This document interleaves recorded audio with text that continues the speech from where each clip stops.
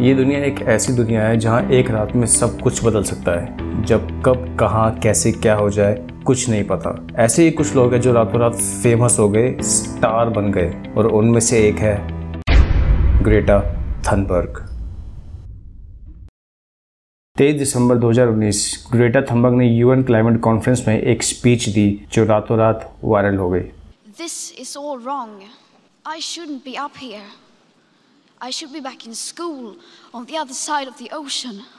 Yet you all come to us young people for hope. How dare you? People are suffering. People are dying. Entire ecosystems are collapsing. We are in the beginning of a mass extinction, and all you can talk about is money and fairy tales of eternal economic growth. How dare you?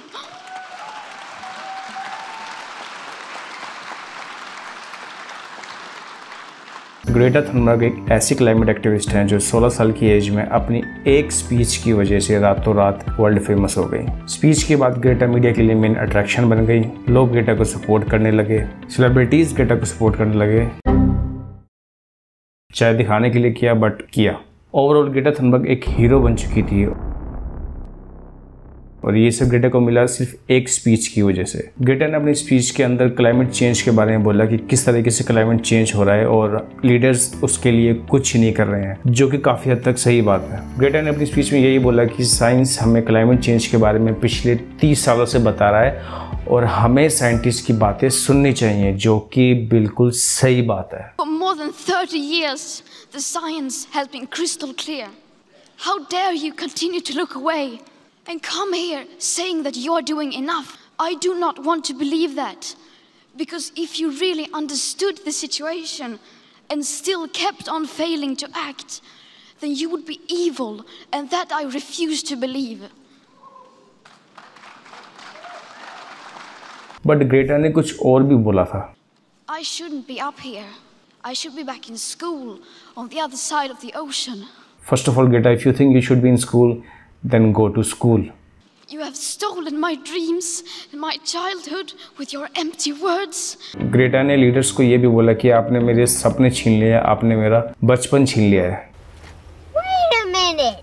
You have stolen my dreams and my childhood with your empty words. लेकिन सच तो बिल्कुल उल्टा है। Greta Sweden की रहने वाली हैं, दुनिया के सबसे अमीर शहरों में से एक, जहाँ का लिविंग स्टैंडर्ड बहुत हाई है। ग्रेटा के पास वो सारे एडवांटेजेस हैं जो स्वीडन जैसे बड़े देशों में मिलते हैं, जैसे कि high quality health care, high quality education, clean air, clean water. वहाँ का वाटर इतना क्लीन है कि आपको मिनरल बॉटल खरीदने की ज़रूरत नहीं है। जिस सिटी में ग्रेटा रहती है, Stockholm is one of the cleanest city in the world. और ये सब मिलने के बाद ग्रेटा कह रही है कि उसका बचपन छीन लिया। सीरियसली, बचपन छीनना पता है क्या होता है? ये होता है बचपन छीनना। ये वो बच्चे हैं जिनको बचपन क्या होता है पता ही नहीं, खेलना क्या होता है पता ही नहीं। क्लीन वाटर छोड़ो, इनको पानी मिल जाए वही बहुत है। क्लीन एयर छोड़ो, थोड़ी देर के लिए धूल से ये बच जाए वो बहुत है। क्लाइमेट चेंज तो बहुत दूर की बात है, इन्हें ये नहीं पता कि स्कूल क्या होता है, पेंसिल्स क्या होती हैं, नोटबुक्स क्या होती हैं। एक्चुअली ये बचपन इनका छीना है, और इन्होंने कभी नहीं बोला कि हमारा बचपन छीना है, जबकि इनका बोलना बनता है। और देखो कंप्लेंट कौन कर रहा है, जिसके पास सब कुछ है और पूरी दुनिया उसको सपोर्ट कर रही है आंखें बंद करके। जनवरी 22, 2019 ग्रेटा ने ये पिक्चर पोस्ट की ट्विटर पे। In this picture Greta is having lunch. जरा टेबल पे ध्यान दो। Plastic packaging, paper cups, imported fruits, aluminium container, every item on that table is responsible for CO2 emissions. और यहाँ तक कि जिस ट्रेन में ग्रेटा ट्रैवल कर रही है, that train is also responsible for CO2 emissions. यही नहीं, ग्रेटा थनबर्ग ने इंग्लैंड से न्यूयॉर्क आने के लिए 2 हफ्ते का टाइम लिया, क्योंकि वो प्लेन से ट्रैवल नहीं करना चाहती थी। Obviously for same reasons, CO2 emissions. इसलिए ग्रेटा थनबर्ग को $multi-million बोर्ड दी गई, जो बिल्कुल एनवायरनमेंट फ्रेंडली है, कोई पोल्यूशन नहीं होता उससे। 10 लोगों के साथ 2 हफ्ते ओशियन ट्रैवल करके इंग्लैंड से न्यूयॉर्क आई ग्रेटा थनबर्ग।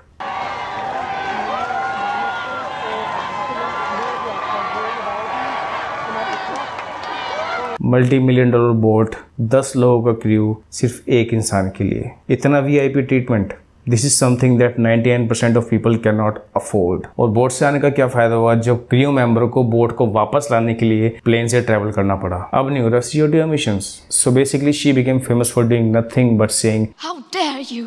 और हाउ डे यू कहने की वजह से ग्रेटा थनबर्ग आज की डेट में एक हीरो बन चुकी है। बट पता है असली हीरो कौन है? सालू मारदा थिमक्का। कर्नाटक की रहने वाली सालू मारदा थिमक्का और उनके हस्बैंड को जब बेबी नहीं हो रहा था तो उन्होंने पेड़ पौधे लगाने का फैसला किया और उनकी बच्चों की तरह देखभाल की। हस्बैंड वाइफ रोज 5 किलोमीटर तक वाटर कैरी करके लेके जाते थे ट्रीज के लिए और ये उन्होंने 70 साल तक किया, 70 ईयर्स। करते करते उन्होंने 385 बैनियन ट्रीज लगाए और 8000 से भी ज़्यादा दूसरे ट्रीज लगाए जो आज 5 किलोमीटर तक फैले हुए हैं और हज़ारों लोगों को छांव और ऑक्सीजन दे रहे हैं।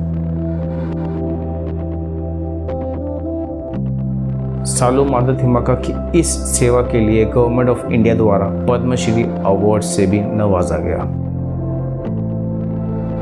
ये सब थिमक्का जी ने किसी को दिखाने के लिए नहीं किया, ना ही किसी को ब्लेम किया और ना ही किसी को कुछ करने के लिए बोला। सब कुछ खुद किया और ये किसी मीडिया के लिए और किसी अवार्ड के लिए नहीं किया, एनवायरनमेंट के लिए किया। आज सालू मारदा थिमक्का 107 ईयर्स ओल्ड है और अभी भी पौधे लगा रही हैं।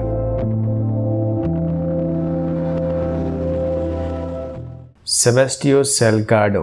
ब्राज़ील के रहने वाले सेबेस्टियो सेल्गाडो जब 90s में अपने घर वापस आए तो उन्होंने देखा कि उनका घर अब पहले की तरह नहीं रहा और वो ये देख के शॉक में आ गए। सारा लैंड खत्म हो चुका था, ओनली 0.5% ट्रीज बचे थे लैंड पर। फिर सेबेस्टियो और उनकी वाइफ ने डिसाइड किया कि वो वापस इस लैंड को फॉरेस्ट बनाएंगे। उन्होंने वॉलंटियर्स बुलाए, फंड रेज किया और पौधे लगाना स्टार्ट किया और फिर टाइम के साथ साथ चेंज दिखना शुरू हुआ और देखते ही देखते उन्होंने 20 लाख से भी ज़्यादा ट्रीज प्लांट कर दिए और अब उनका घर ऐसा दिखता है।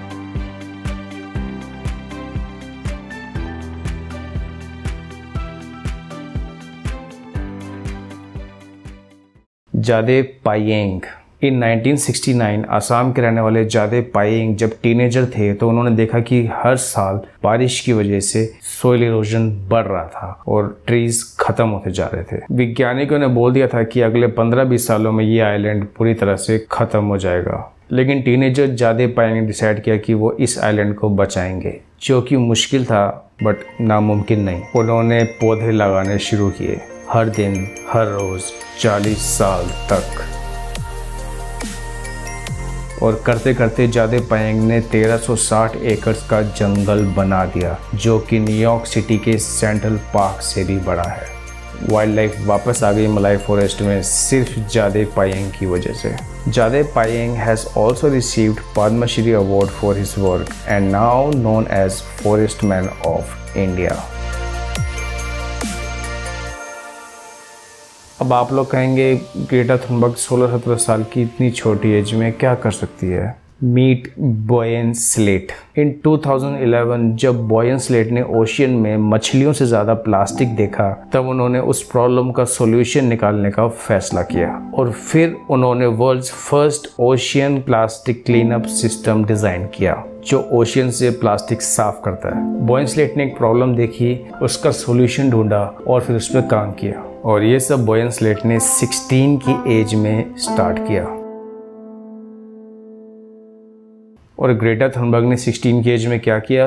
Nothing other than complaining and blaming and saying how day you, and she is a media star. बिना कुछ करे 0% कंट्रीब्यूशन फॉर क्लाइमेट चेंज। और यही नहीं, ग्रेटा थनबर्ग को नोबेल पीस प्राइज के लिए नॉमिनेट किया गया, एक बार नहीं 2 बार, सिर्फ प्रोटेस्ट करने के लिए।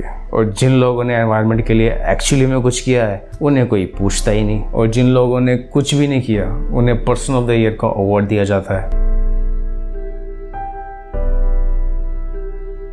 I don't hate Greta Thunberg, I like her passion. उसके पास गट्स है अपनी बात बोलने के लिए। जिस एज में बच्चे टिकटॉक और फेसबुक पे लगे रहते हैं उस एज में she is thinking about climate change.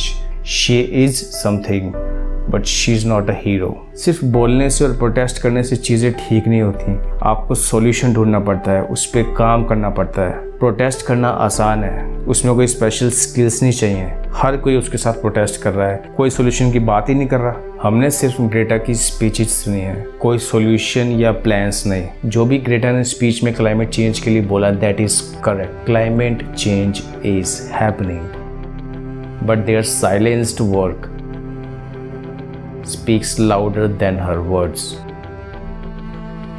जब ग्रेटा थनबर्ग एग्रेसिव स्पीच दे रही थी तब ये लोग एनवायरनमेंट बचाने के लिए पेड़ पौधे लगा रहे थे। अगर प्रोटेस्ट करना और मीडिया की अटेंशन लेना एक एनवायरनमेंट के लिए कुछ करना है, देन इट्स ओके। अदरवाइज दुनिया में ऐसे हज़ारों लोग हैं जो एनवायरनमेंट के लिए एक्चुअली में कुछ कर रहे हैं। They deserve all the awards, attention and respect. मेरा इस वीडियो को बनाने का रीज़न यही था कि हम ग्रेटा थनबर्ग जैसे लोगों को अटेंशन देने के बजाय उन लोगों को रिस्पेक्ट दें, अटेंशन दें जो एक्चुअली में एनवायरनमेंट के लिए कुछ कर रहे हैं। People like Jadav Payeng, Sebastiao Salgado, Boyan Slat and Saalu Thimmakka, because उन्होंने प्रॉब्लम देखी और बजाय सिर्फ बातें करने के, प्रॉब्लम को सॉल्व करने के लिए जो करना चाहिए था वो किया।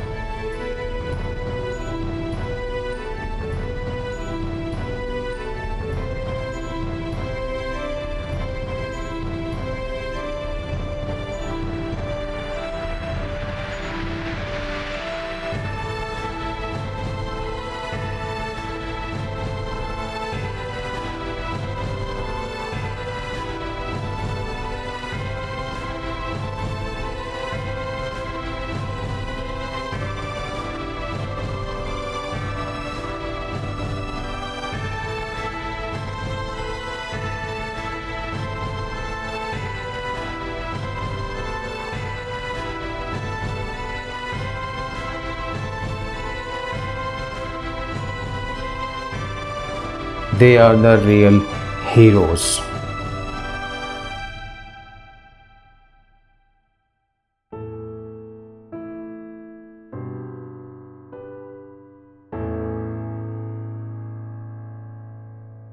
Thank you guys for watching this video and बहुत टाइम से मैं यूट्यूब पे वीडियोस नहीं डाल रहा था क्योंकि मैं जॉब करता हूँ और जॉब के साथ साथ मैं वीडियोस बनाता था, जो मेरे लिए बहुत मुश्किल हो रहा था और ऊपर से मेरे को यूट्यूब से वो रिस्पांस नहीं मिल रहा था। तो इसलिए मैंने वो वीडियोस बनाना बंद कर दिया, क्योंकि एक वीडियो बनाने के लिए बहुत रिसर्च, फिर उसके बाद शूटिंग, देन एडिटिंग, देन उसके बाद अपलोड करना, बहुत काम होता है। लेकिन जितना मैंने काम किया उसके हिसाब से मुझे कोई उतना अच्छा रिस्पांस नहीं मिला लोगों से, तो फिर इसलिए मैंने वो वीडियोस बनाना बंद कर दिया, क्योंकि मेरे लिए पहले जॉब इम्पॉर्टेंट है। और अगर आप चाहते हैं कि मैं ऐसी वीडियोस और बनाऊं, then please support me by subscribing, by liking my videos and support me on Patreon also, अगर आप कर सकते हैं तो, क्योंकि 200 रुपये महीने से मुझे इतनी हेल्प मिलेगी कि मैं यूट्यूब पे ज़्यादा टाइम दे पाऊँगा और ज़्यादा वीडियो बना पाऊँगा और ज़्यादा अवेयरनेस फैला पाऊँगा।